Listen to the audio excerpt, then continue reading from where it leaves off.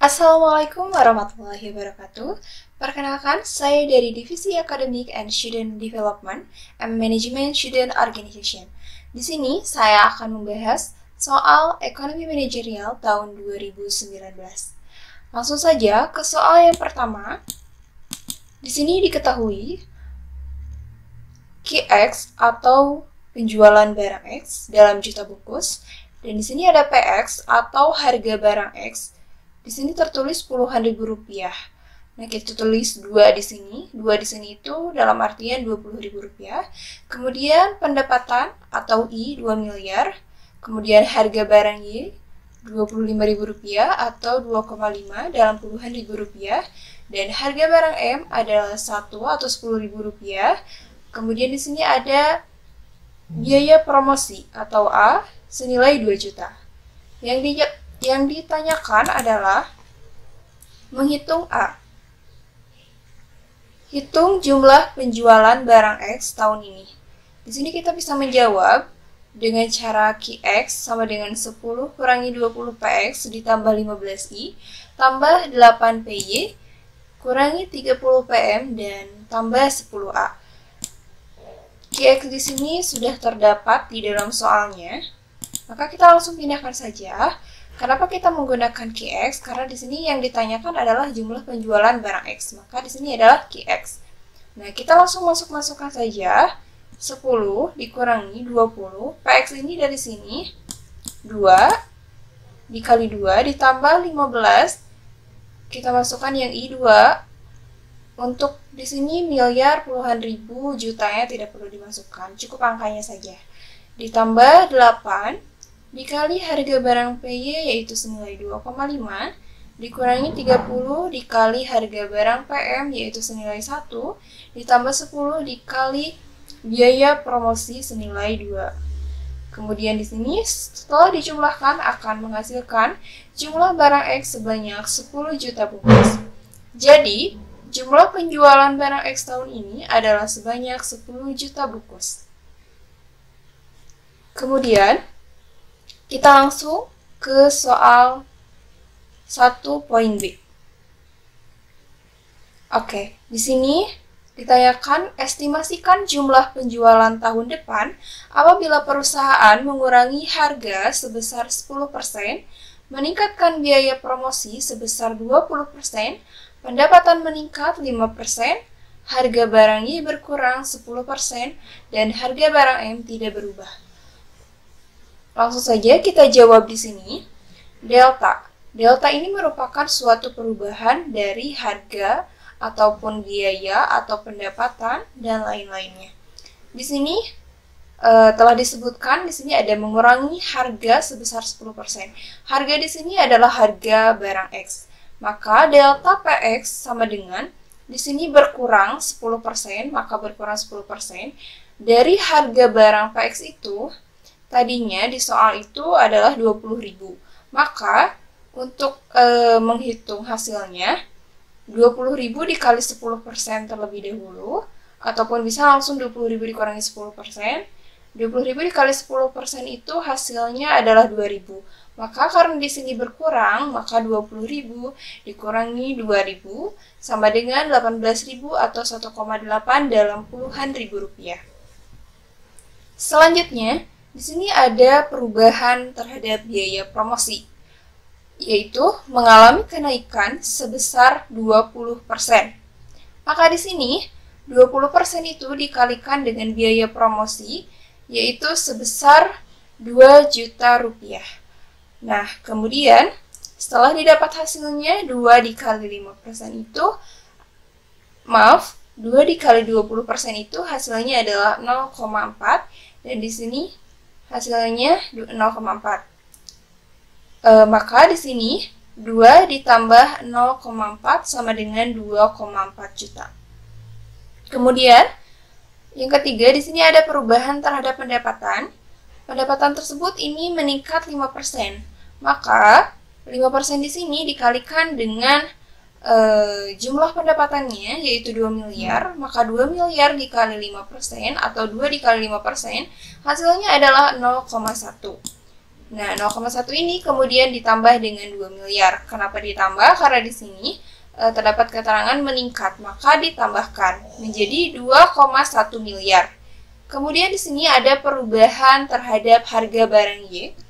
Nah, di sini ini perubahan terhadap harga barang Y-nya itu adalah berkurang senilai 10%. Maka 10% ini dikalikan dengan harga barang Y yang disoal adalah 25.000. Maka 25.000 dikurangi 10% hasilnya adalah 2.500. Dan 2.500 ini dikurangi dengan 25.000. Jadi 25.000 dikurangi 2.500 adalah 22.500 atau 2,25 dalam puluhan ribu rupiah. Jadi kalian jika nanti ingin mengurangi atau menambahkan jumlah ke dalam persenan, misalkan di sini ini berkurang 10%, maka nilai yang tadinya itu nilai asalnya 25.000 dikalikan terlebih dahulu dikali 10%, hasilnya 2.500. Nah, itu ditambah atau dikurang. Nanti kalau misalkan di keterangan soalnya meningkat, maka 25.000-nya ditambah 2.500. Nah, kalau misalkan di soalnya mengurang, maka 25.000 dikurangi 2.500. Oke, kita langsung ke harga barang M. Di sini harga barang M di soalnya disebutkan tetap. Maka di sini tetap 10.000 atau 1 dalam puluhan ribu rupiah. Oke, kita langsung saja. Jadi berapa jumlah penjualan tahun depannya? QX tahun depannya itu berarti 10 dikurangi 20 PX ditambah 15I tambah 8PY dikurangi 30 PM ditambah 10A di sini. Itu masih tetap mengikuti yang soal tadi. Oke, kita langsung input 10 dikurangi 20. PX-nya ini setelah terjadi perubahan, maka di sini ada 1,8. Maka 10 dikurangi 20 kali 1,8 ditambah 15 dikali 2,1 ditambah 8 dikali 2,25 dikurangi 30 dikali 1 ditambah 10 dikali 2,4. Jadi, untuk menginput PX, I, PY, PM, dan A ini setelah terjadi perubahannya. Jangan terhadap angka yang tadi mulanya. Nah, kemudian di sini akan dihasilkan 17,5 juta bungkus. Jadi, estimasi jumlah penjualan tahun depan adalah sebanyak 17,5 juta bungkus. Mengapa di sini juta? Karena disebutkan di dalam soalnya, penjualan barang itu dalam jutaan. Baik, kita lanjut ke soal 2. Di mana soalnya adalah sebuah perusahaan memproduksi barang jet di mana biaya variabelnya 6.000 per unit dan biaya tetapnya 80 juta, harga jual per unit 10.000. Tentukan tingkat output yang paling menguntungkan. Berapa jumlah laba maksimal yang diperoleh perusahaan? Baik, di sini kita langsung diketahui biaya variabel per unit atau variable cost-nya adalah 6.000 per unit. Biaya tetap atau fixed cost sebanyak 80 juta rupiah. Kemudian harga jual atau P senilai 10.000 per unit. Maka di sini ditanyakan untuk poin A, tentukan tingkat output yang paling menguntungkan. Perlu diketahui, jika kita ingin menentukan tingkat output, itu harus ada prasyaratnya, yaitu MR harus sama dengan MC, atau sama dengan TR harus sama dengan TC. Jadi MR itu sama kayak TR, MC itu sama dengan TC. Oke, langsung saja di sini untuk mencari TR atau bisa disebut MR, di sini kita harus mencari harga jual dikali kuantitasnya. Karena di sini belum diketahui kuantitinya, maka kita harus menentukan kuantitinya atau disebut dengan tingkat outputnya. Nah, kemudian di sini ada TC atau MC, rumusnya adalah biaya tetap ditambah biaya variabel. Kemudian di sini, agar profit maksimal, maka output yang dihasilkan harus berdasarkan pada MR sama dengan MC. Tadi sudah dijelaskan. Kemudian di sini, untuk yang pertama, di sini ada MR ataupun TR. Nah, rumusnya itu kan P dikali Q. Maka di sini P-nya itu 10.000. Karena Q-nya belum diketahui, maka di sini kita tulis 10.000 Q. Sama dengan untuk MC, rumusnya adalah FC ditambah PC. FC-nya di sini sudah diketahui 80 juta, maka tulis 80 juta, ditambah PC-nya itu adalah 6.000. Karena di sini belum diketahui jumlah PC secara totalnya, di sini masih per unit. Nah, maka di sini kita tulis 6.000 ki.